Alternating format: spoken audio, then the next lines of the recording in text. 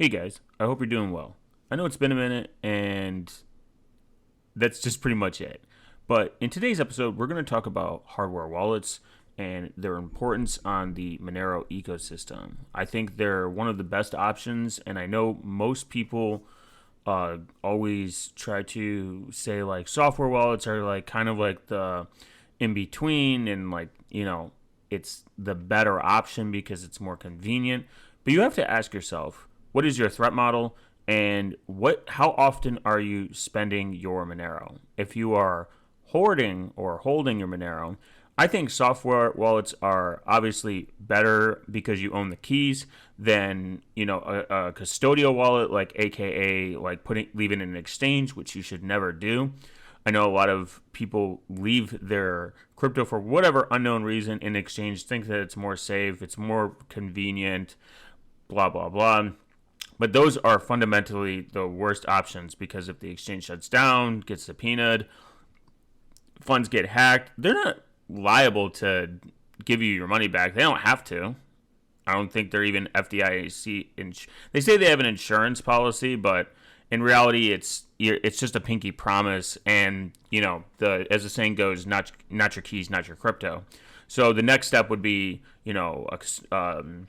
non-custodial wallet, where you get something like Cake Wallet or Monero One, or like a hot wallet, something that is connected to the internet on a consistent basis, so that it can constantly scan the blockchain, and you can do your thing and spend your Monero at XYZ.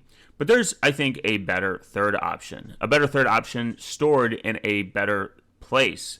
That really does come down to like your level of, your threat model and your want and your need, essentially.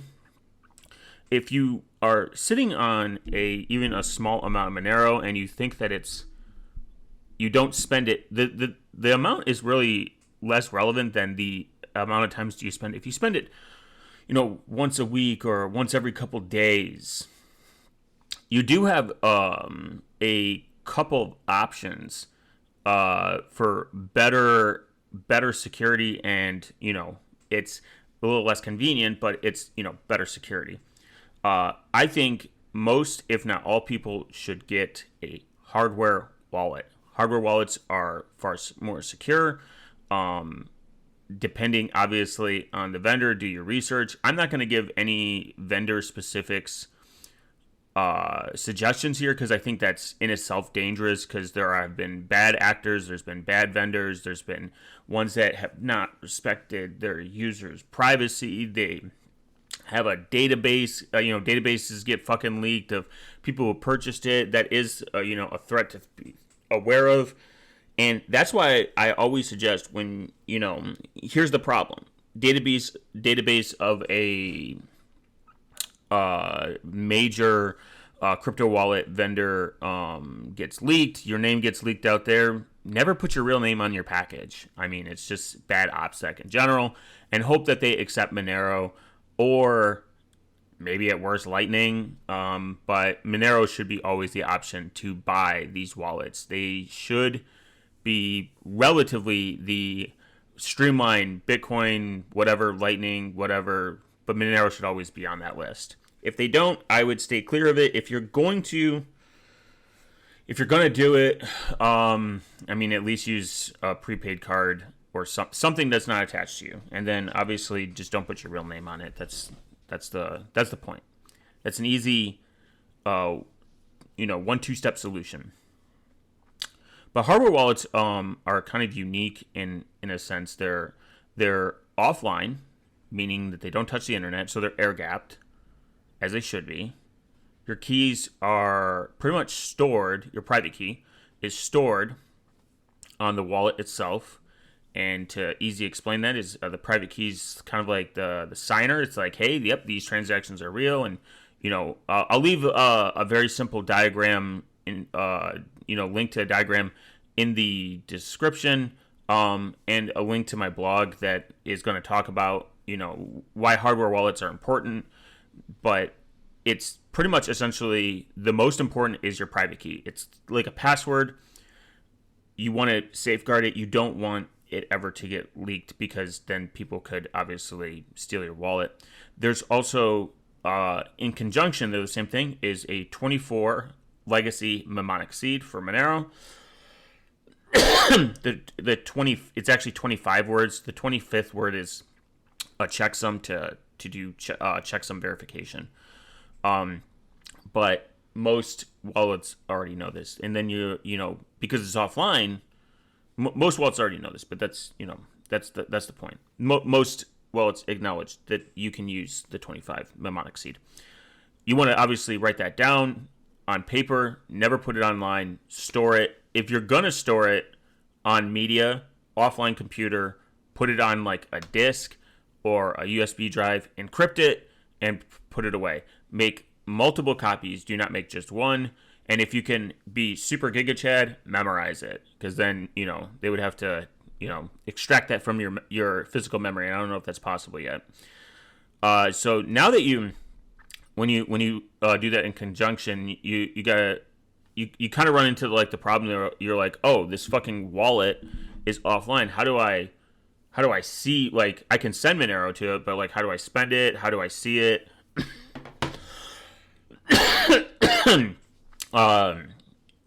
You're like, that becomes, you're like, bro, that's kind of like inconvenient. Well, yeah, kind of, not really.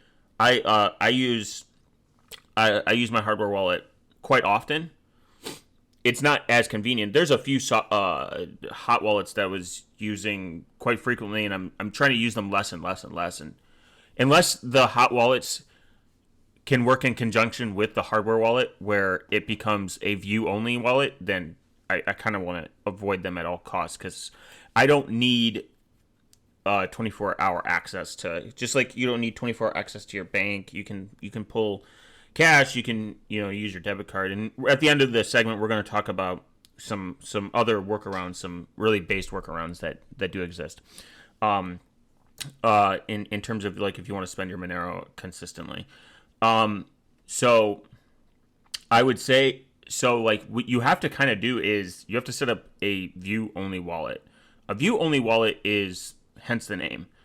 A view only wallet is a wallet that only can view the transactions that are incoming, and then you can use this view only wallet to spend. It's separate. So your private keys don't leave your device, and it's secure, and you have to do like kind of like a 4-step solution, like a four steps to get it to work. You need pretty much three things. You need your wallet, you need a computer, and you need a camera. I would opt for doing this in QubesOS, because it's compartmentalized. It's more secure, and you can make sure that the camera is attached only to this browser, this VM, whatever, this application. You can make a standalone application just for any wallet. I use Feather Wallet for my view-only wallet. It's a standalone. It is offline until I use it. So I give it temporary internet access to do this, because it needs internet to send. But my hardware wallet doesn't actually need internet access, but the View wallet does. So the View wallet will essentially scan the blockchain. You essentially set it up this way. You open up the wallet. You have a hardware wallet option, like restore from hardware wallet. All the vendors have relatively good documentation on how to set it up. I can't make it for a specific wallet. I don't tell people what wallet I use, what I have, for my own personal reasons, but you pretty much, they walk you through it. You put in your view key and then another key as well, and it says, hey, I know how much Monero is on this specific wallet. It scans the blockchain. You can connect it to a node, and then it routes everything over to Tor. That's why I like Feather Wallet. Feather Wallet is based. This isn't like an endorsement of them. Besides that, I think they're very clean, very sleek. They work on Tails. They work on Cubes very well. You can route everything through Tor. And then I would suggest after you scan the blockchain on the clear net, or if you're running your own local node, just do it on your own local node. Always use your own node. Always run your own Monero node. You would want to connect to your own Monero node, connect it with your connected wallet, your hardware wallet, and then it's done. You know the balance. You know there's like, $1, $2, $50, $100 of Monero on there, whatever. Then you want to spend it. So you essentially, to spend it, there's, say you find a vendor, they want $10 worth of Monero. You paste in their address, and it creates a QR code, like a little one. And then you got to open your wallet, and you got to scan it. And then that's signing it. It's like, hey, I'm sending $10 Monero to this address. Then, in return, this is where your camera comes in. It scans a QR code that pops up on your hardware wallet. It scans that. It's like, okay, I'm verifying this transaction too. It's kind of like they're like verifying the transactions to each other. And then it's like, cool, all right, we agree. Think of it as like a handshake. You're like, I'm sending $10 of Monero, I'm signing it, my private key, and then the View wallet is like, hey, I need to verify this as well. So you scan it with, that's why you need the webcam. You take the webcam, you scan it on there. Make sure it's a high resolution webcam, like 2K and above, 4K, 2K, 4K. Do not pick a cheap webcam, I promise. It will not work. Boom, boom. Then you sign it. You sign it one more time. You scan another transaction sign. QR code pops up. You scan that, and then also the transaction. Last final confirmation. Boom, on your wallet, and then you slide on your physical wallet and you send. 4 steps: scan, scan, scan, scan, scan, scan. It's not rocket science, guys. There's no way to fuck up. It literally walks you through it. It's like, scan this QR code, scan this QR code, scan this QR code, scan this QR code. It literally takes less than a minute. Boom. If you have a good camera and you have good angles, like, you got to remember your kind of setup. I've done it on Cubes, I've done it on my desktop, I've done it pretty much multiple times. Now, if mobile wallets start working in conjunction with hardware wallets, it's going to be the same. It's the same process. Cake Wallet exists with Cupcake. Cupcake sucks. I used it. I did not like it. It was clunky. It is kind of not good, and then some people say there was bugs with it. I don't know if they exist anymore. I stopped using it, essentially. I'm putting it that way. That is an option. I mean, if you're like literally very cheap, I would only put it on Graphene OS, put it in, super air gapped mode, obviously.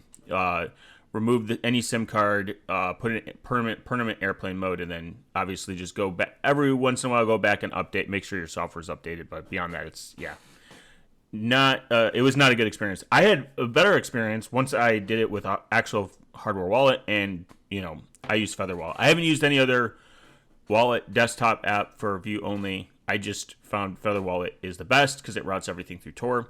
And then I connect it to my own node, and I can even run my own node through Tor as well. So like, it's very mobile, very portable, very based. If it's obviously like live, like I need to send it like immediately, it's slightly less convenient than just paste, address, send, for sure. But it's not as like inconvenient because most of the products I buy are digital.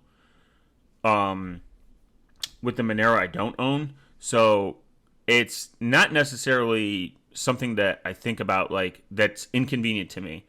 Like, I just write down the stuff that I buy, that I've bought with Monero, and then I go and just purchase it. Like, most of it's like, I'll pay for like the year. Like, it'll be subscriptions for like my like VPS or like my domain or like my email or like my email AOS thing. It's like I pay for the year, so I just put on my calendar like, hey, go pay for this shit, and like a month before it goes up, so I don't forget, And then I have to scan a QR code a couple times. Like, it's not as inconvenient as everyone makes it out to be. I think we just to send. Would that be cool? Yeah, for sure. But it's you got to make sure that the transactions are being signed and like they're verified. I mean, essentially that's what it is. So that is the very oversimplification, easiest way to explain why hardware wallets are based, because the private key is always stored offline. You have no attacks. Your attack surface is kind of like reduced to zero, besides someone physically extracting the keys from the physical hardware or malware doing some crazy shit and leaking from, I guess, like the when you plug it in to do like, because you can do firmware updates with a lot of these wallets offline. I mean, they should offer that option where you can put it in there and do a firmware update via micro SD card, via or a cable. Use a cable that's I think they have like where the data only goes one direction. Like these companies have thought of it. I'm just saying, do your research, pick the right company, and make sure you always are updating your firmware. Put a good pin on there, and don't forget your seed phrase. Your seed phrase is essentially like your seed phrase is quite literally your password. You do not want to lose that. That's your backup. That's your recovery. So don't lose that, and your private key. Your private key, don't expose that. I mean, those are the two things that I hope people drill into their head. I know people fear hardware wallets. The arguments against them are pretty stupid. They're always like, well, you have to spend money. Well, no shit. I mean, and then what if company dissolves? Well, make sure they're open source, because someone will fork it. That's the point. Make sure they're open source. This is my criteria. Open source. If you can open source 100%, all the way down to like the chips, the security chips or whatever, ideal. Open source. And accepts Monero, and allows email aliasing, preferably a Tor site if they have a Tor site. They don't, it's kind of lame, but whatever. Accept Monero. That's simple. And allow email aliasing. I mean, it's really not that hard. And if you can, if you are super schizophrenic, use a virtual address or a PO box or something. The problem with PO box is you have to have your real name on it.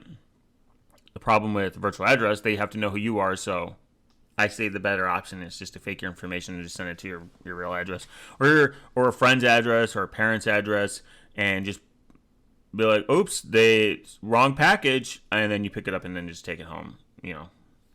I'll drop that off for you, buddy. Or whatever. Just let them know. It's not that deep. Now, in terms of convenience, with Monero, I have discovered a really good card that I came across. It's called Goblin Card. This is like, I guess, like me transitioning into how to be more convenient with me. I know Cake Wallet and all like these other hot wallets have like, hey, swap your Monero for like gift cards that get fucking denied, or they just straight up don't honor your purchase, and then you have to tell customer care and argue with them and call them. You're like, you guys are fucking retarded. What's the point of this even existing? There's way too many issues with these prepaid cards. I used XMR cards a few times. I liked it. It's great, but it's a temporary solution. It's not based. What is based is I came across Goblin Card. Now, Goblin Card is a no KYC debit card. You pretty much send them Monero. They exchange this Monero into cash, whatever the cash is, and then you can use it like a regular debit card. You can't use it to buy like firearms, explosives, or whatever. But I thoroughly tested it. I asked them a lot of questions, and they answered, and I thoroughly tested it before I even thought about even bringing it up. So essentially, what you do is you pay $350, and this is not sponsored, by the way. Maybe I should have started with that, but whatever. You send them $350 in Monero. They send you a card within 7 days. You register the card by downloading Telegram, unfortunately. You send them a pretty much information that they send in the card. They activate it. It takes 24 hours. The biggest confusion is the registration. And I don't know if they're clear about this. So if you go purchase a Goblin card, it's $350. That is just a deposit. The card is good for 3 years. And then they tell you like the deposits, like a deposit like amount like that you can withdraw. You can withdraw physical cash, which I've done. You can do this. You can do XYZ. You wait for them to register. They register under their company for however they do it. They register in their company, and it's very simple. So you wait 24 hours. They come back to you. They're like, cool, it's active. They give you pretty much a thumbs up. It comes with a PIN. You need to remember that PIN. It's very important. And then you can deposit. The minimum deposit is $100. I deposited the minimum amount because, whatever. I don't want to fucking get, like, goated. Like, I don't want to get fucking rug pulled on, thousands of dollars. They accept, like, other currencies, too, but that's not the important part. They do charge a 4% fee to convert Monero to their cash. So that is something. I went out and purchased, some stuff, worked immediately, zero problem. They were very helpful. Then they were supposed to release an Android app. That never happened. I don't know why it hasn't happened yet. If they come across this and they're like, they have a reason why, cool. If not, that's kind of like the negative for me. I wrote a whole blog about it, but their fees are pretty reasonable. It works. They answer your questions. They answered the questions before I even purchased it, and I think they did a very solid job. Now you can ask their questions in SimpleX and or Telegram, either or. They both answer. Which is good. I think from the customer service standpoint, their customer service is great. They answer all the time. Then now they have a bot, a Telegram bot, so you don't even have to interact with someone. You don't have to wait. And actually, a few times they told me to they're like, hey, we're, don't deposit right now, deposit tomorrow. Like they're very transparent they're very transparent for an anonymous company, which is kind of good. So you pretty much, after you pay your $350, you get your card, it registers. You can go now to their bot, deposit whatever amount you want, and just go spend it. That's the answer. That's what obviously, the most ideal world is vendors just turning around a QR code, scanning it, boom, done. You received my Monero, have a nice day. One confirmation, done. You know it's coming. Ideally, that'd be great in a perfect world, but we're not there yet. I think this is the best solution that I've came across. There are no gimmicks. They're very transparent. If the card is here within the year, Monerica was looking for a review to attach to it. I would attach my review to it, but they haven't been out a year yet. That won't be till 2027. If they do, and they're still around and they're not shady, they don't rug pull. If they shut down due to like the government or Visa or MasterCard, because it's a MasterCard,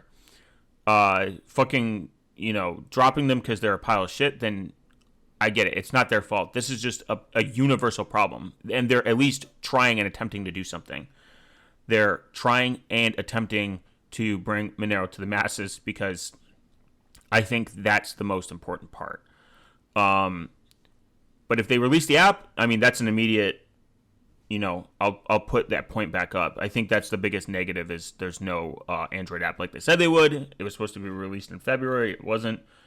But if my card is still active within the year or two, like a year from when I purchased it, I'll attach my review. If no one's ever else does it, I don't think I'm that important, but I'll attach a review to it because I think that it should be a known product and people can definitely use it.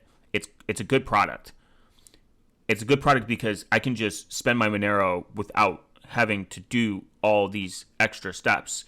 And worrying about a prepaid vendor being like, fuck you. Like, sorry, can't do it.